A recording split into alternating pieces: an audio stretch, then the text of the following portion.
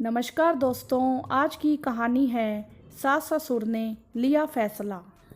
भाभी, आप बहुत सुंदर हो। लगता नहीं कि आप तो बच्चों की माँ हो।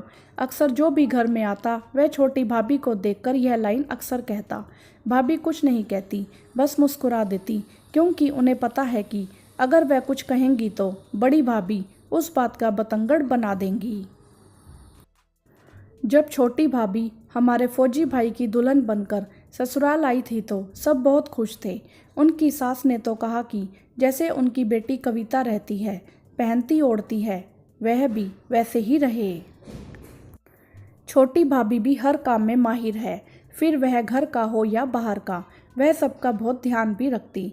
यहाँ तक कि जब उन्हें पता चला कि बड़ी भाभी का इलाज चल रहा है और वह अभी माँ नहीं बन सकती, तो उन्होंने भी उस समय माँ न बनने का फैसला किया।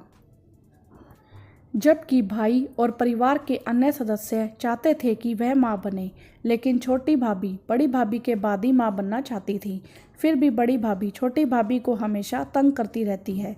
जब भी कोई घर में आए, वह छोटी भाभी की बेइज्जती करने का कोई मौका नहीं छोड़ती। छोटी भाभी हर बात पर बड़ी भाभी से 20 है। बस इसी बात पर बड़ी भाभी उनसे चिढ़ती रहती। छोटी भाभी कभी किसी को कोई जवाब नहीं देती, पर वह अब चिड़चिड़ी होने लगी है। दरअसल बड़ी भाभी के एक बेटा है और छोटी भाभी की 2 बेटियां हैं। जब भी कोई छोटी भाभी की तारीफ करता तो बड़ी भाभी उन्हें बेटियां पैदा करने का ताना मारती है। हर बात पर बच्चों में तुलना करती है।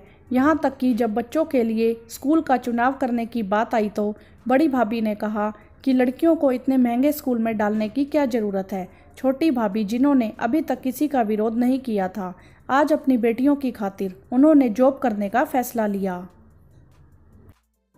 और उन्हें कॉलेज में जॉब मिल गई। बड़ी भाभी ने तो इस पर घर में बहुत हंगामा भी किया कि एक बहू घर का काम करे और दूसरी बहू मजे करती फिरे, जबकि छोटी भाभी सारा काम करके कॉलेज जाती है। छोटी भाभी की हालत उनके सास ससुर से छिपी नहीं थी, पर वह अपने परिवार को जोड़े रखना चाहते थे, इसीलिए चुप रहते थे। उन्होंने बड़ी भाभी से कहा कि अगर वह चाहे तो वह भी जॉब कर सकती है।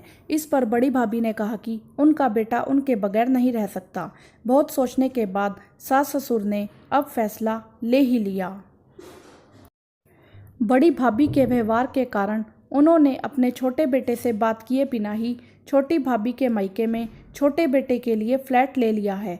साथ ही बच्चों के लिए अच्छे स्कूल चुनकर उनका एडमिशन बात करने की तैयारी कर रहे हैं, ताकि इसी साल अप्रैल में उनकी छोटी बहू नए घर में शिफ्ट हो जाए और उनका परिवार भी टूटने से बच जाए।